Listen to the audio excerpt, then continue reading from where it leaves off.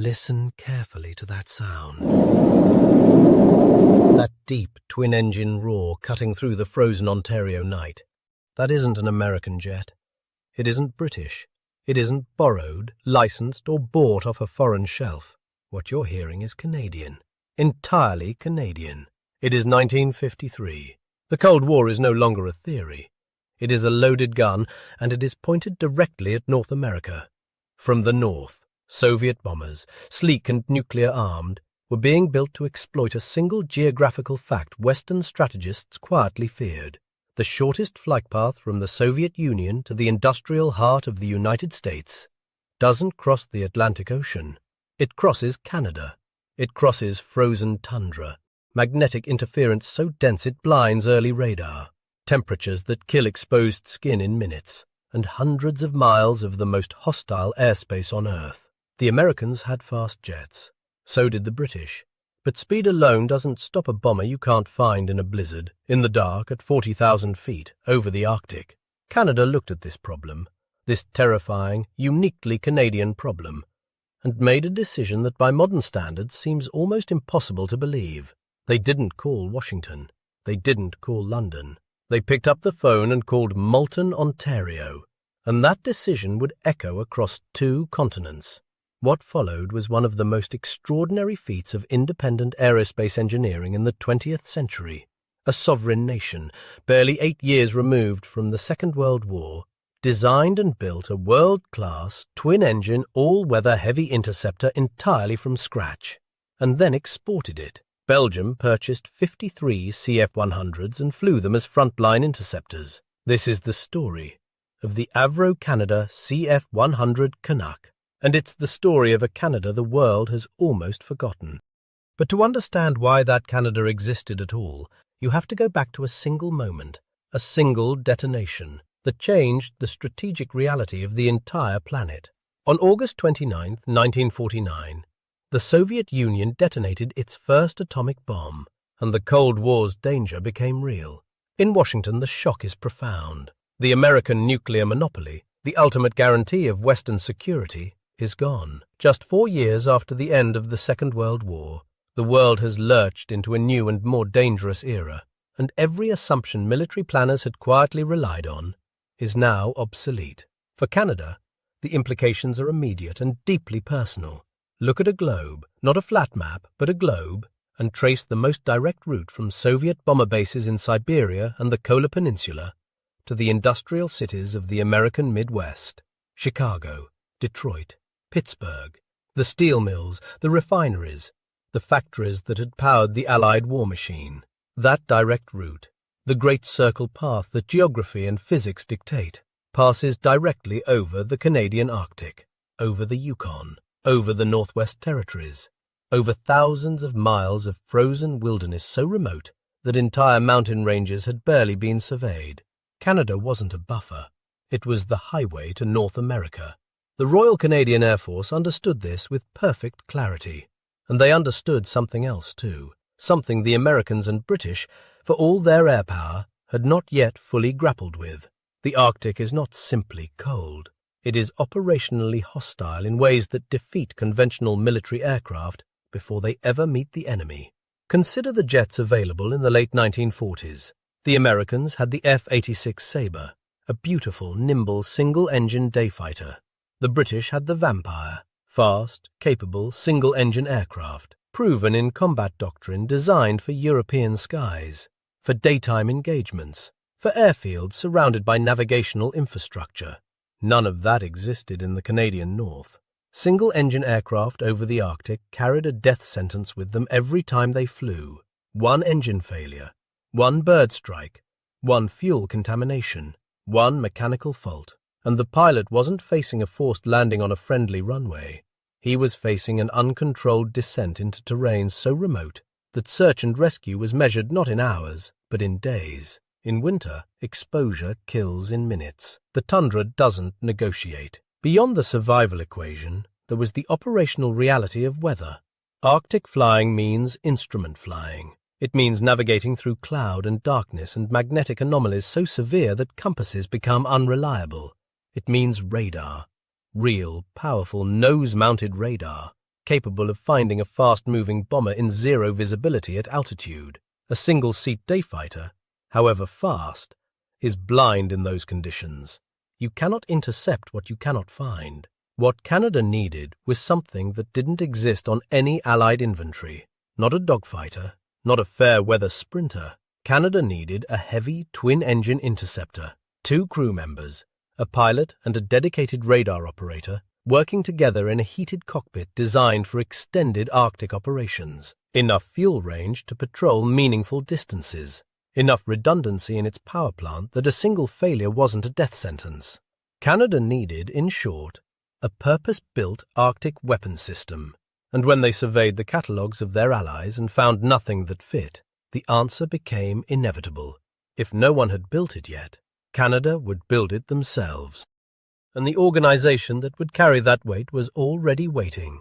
Avro Canada, officially the AV-RO Canada Limited, had been established in Moulton, Ontario, just northwest of Toronto, in the final years of the Second World War.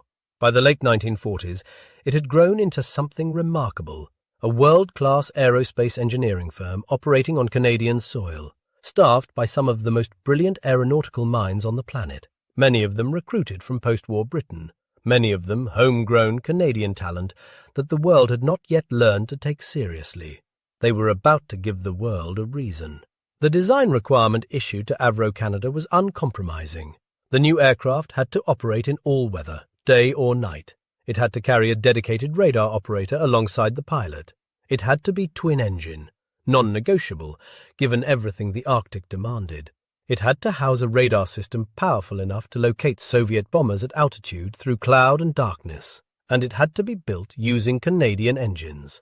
That last requirement was not symbolic. It was strategic. Canada had no intention of building a sovereign interceptor only to depend on foreign power plants that could be withheld, delayed, or discontinued at another nation's discretion. So alongside the airframe program, Avro's engine division, which would eventually become Arenda Engines, developed the Arenda turbojet, and what they produced was extraordinary. The Arenda was not a licensed copy of an existing design.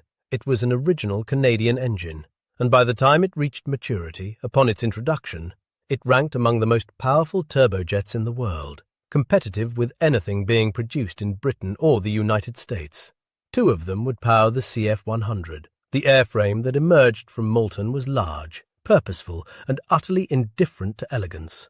This was not a sleek, needle-nosed machine designed to inspire awe on an airshow poster. The CF-100 had straight wings, broad, strong, and functional, optimized not for maximum speed but for stability at altitude, and in the kind of brutal instrument conditions that would have torn a more delicate aircraft apart. The nose was dominated by a massive radome housing the APG-33 radar system, giving the aircraft its distinctive, blunt, purposeful profile. Crews who flew and maintained her found the nickname that fit. They called her the Clunk, not with contempt, with affection. The kind of affection you develop for something that is heavy and stubborn and unglamorous and will absolutely, reliably bring you home. Inside that cockpit, the pilot and radar operator sat in tandem, surrounded by systems designed for extended operations in some of the coldest, most navigation-hostile airspace on Earth. This was a weapons platform built around its mission,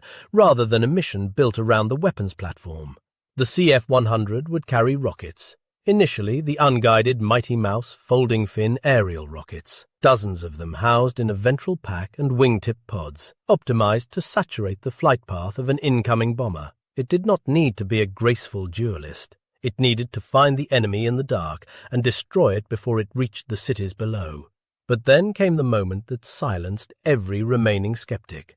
On the 18th of December 1952, Avro test pilot Jan Zhurakovsky pushed a CF-100 into a steep dive and exceeded Mach 1, the first straight-wing jet ever to breach the sound barrier. Let that register. A heavy, twin-engine, straight-winged interceptor, designed to hunt bombers over the frozen Canadian Arctic, had just done something that aeronautical engineers elsewhere had insisted a straight-wing jet couldn't do.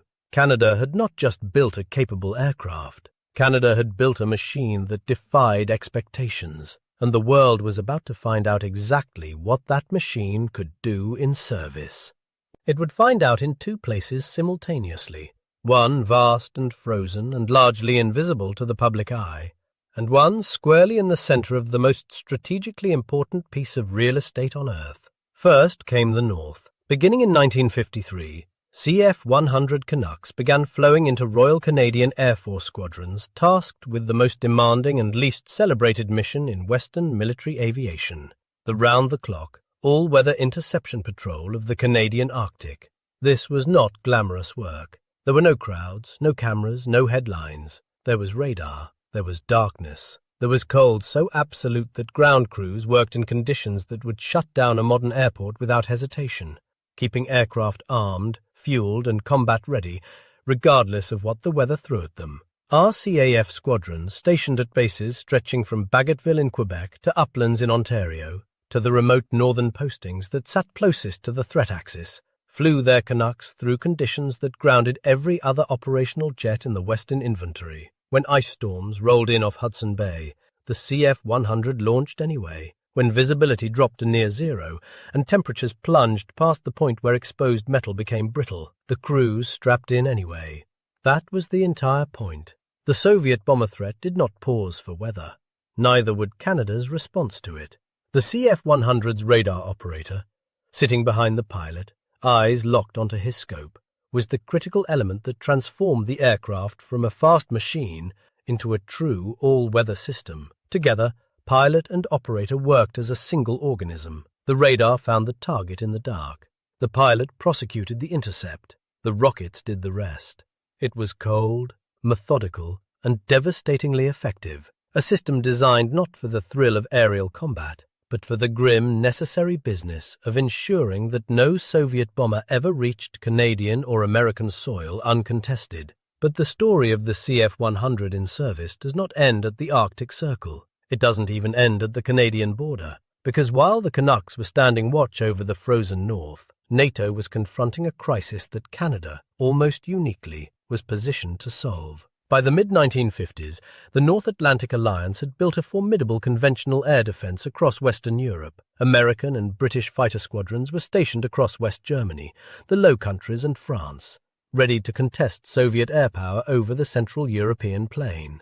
By day, that coverage was credible. The Canadair-built F-86 Sabre, flown by RCAF pilots as part of No. 1 Air Division based in France and West Germany, was among the finest day fighters in the Alliance inventory. Canada's Sabre squadrons were considered some of the best in NATO, and their reputation was earned, not assigned. But night fell, and when it did, the picture changed dramatically. The Americans and British simply did not have enough capable all-weather and night fighter aircraft to cover the full NATO requirement. The threat of Soviet night bombing raids and bad weather penetration attacks against Western European targets was real, and the gap in the Alliance's nocturnal defenses was a vulnerability that Soviet planners had certainly identified. NATO needed aircraft that could operate in the dark and the murk, aircraft with real radar, real range, and real lethality after sunset. Canada had exactly that aircraft, so Canada sent it. 4 CF-100 squadrons, numbers 428, 423, 440 and 432,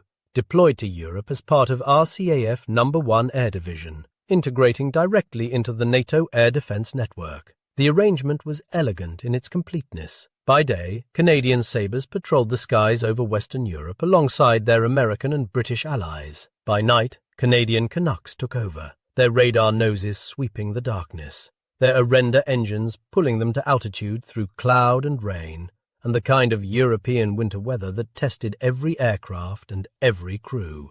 Canada was not a junior partner filling a secondary role. Canada was providing a capability that the Alliance's two dominant air powers could not fully supply themselves. The nation that occupied the Arctic highway between the Soviet Union and the United States had now extended its shield across the Atlantic, becoming the nighttime guardian of Western Europe at the precise moment when that guardianship was most desperately needed. No. 1 Air Division at its peak represented one of the most powerful and capable tactical air forces in the NATO alliance.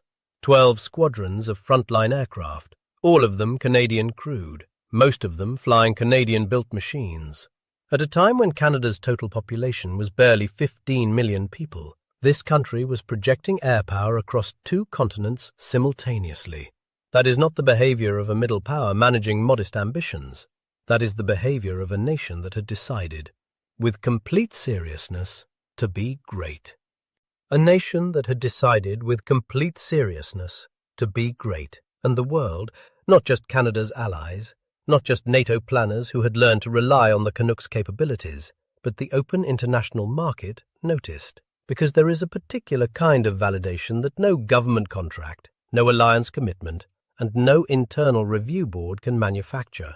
It is the validation that comes when a foreign nation, with no obligation whatsoever, with access to the full range of what the world's aerospace industry has to offer, looks at what you have built and reaches for their checkbook. Belgium reached for theirs. In the mid-1950s, the Belgian Air Force was in the market for a serious, capable, all-weather interceptor. They surveyed their options across the Western world, American designs, British designs, everything available to a NATO nation with genuine resources and genuine requirements, and their conclusion was unambiguous. They ordered 53 CF-100 Canucks for the Belgian Air Force, operating them as frontline interceptors in their own national defense. Think carefully about what that means.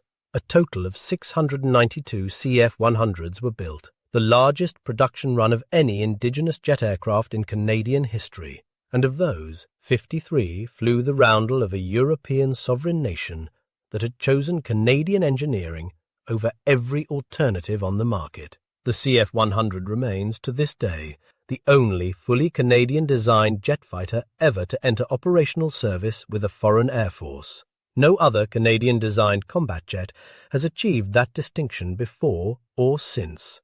Belgium didn't buy it out of courtesy. They bought it because it was the best available tool for the job. But perhaps the most remarkable chapter of the CF-100 story is not how it was born, or what it achieved at its peak. It is how long it refused to die. As the 1960s arrived and aviation technology accelerated rapidly, the sleek, supersonic single-engine fighters of the era were cycled through inventories with increasing speed, rendered obsolete by advancing threats, replaced, retired, and consigned to museum plinths within a decade of their introduction. The Clunk had other ideas. The CF-100's strong airframe made it ideal for a new role: electronic warfare, jamming and signals intelligence. So capable was the aircraft in this role, so sound its bones, that the Canadian Armed Forces kept the CF-100 in active service until 1981, more than 30 years after its first flight, well into the jet age's second generation. It outlasted almost every comparable aircraft from its era, and it did so not through nostalgia, but through genuine, continued operational utility. The Clunk earned that nickname twice over, once for the sound it made, and once for the sheer, stubborn refusal to be anything less than essential. A refusal to be anything less than essential. That quality, stubborn, quietly confident, uninterested in external validation, was not unique to the aircraft. It belonged to the country that built it. For a brief, brilliant window in the 1950s and early 1960s, Canada was something the world rarely acknowledges, and Canadians themselves rarely pause to celebrate. A genuine aerospace superpower, not by accident, not by proximity to a larger ally, but by deliberate national will, by investment in engineering excellence, and by the absolute conviction that a country of Canada's geography and responsibility could not afford to be dependent on others for its own defense. We designed the engines and the airframe. We trained the crews, built the factories, earned the export contracts, and deployed the squadrons to 2 continents to guard a civilization that was holding its breath against the possibility of nuclear annihilation. Today, Canada waits years in line to purchase jets designed and built in foreign factories, to defend the same Arctic skies that Canadian engineers once built a sovereign solution to protect. That contrast is worth noting. The CF-100 Canuck does not ask for reverence. It never did. It was too busy flying in weather that grounded everyone else to concern itself with recognition. But we should remember it. We should remember what it represents, not as a relic, but as a standard, proof, in aluminum and a render fire, that Canada once chose to build for itself, and for a moment in history, it held it. This has been the Canadian legacy.